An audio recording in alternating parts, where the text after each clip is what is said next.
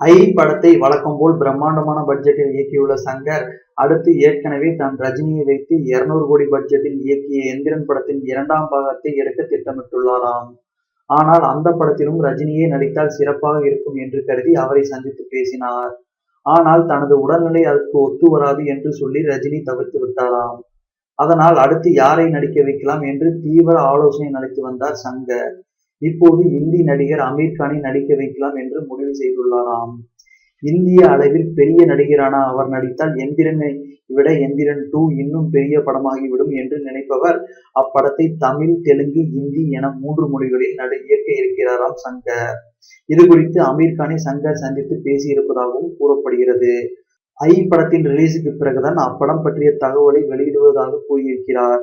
மேலும் 200 கோடி பட்ஜெட்டில் எந்திரன் தயாரான நிலையில் 2ஆம் பாகத்தை 250 கோடியில் இயக்கவும் திட்டமிட்டிருக்கிறார் சங்கர்.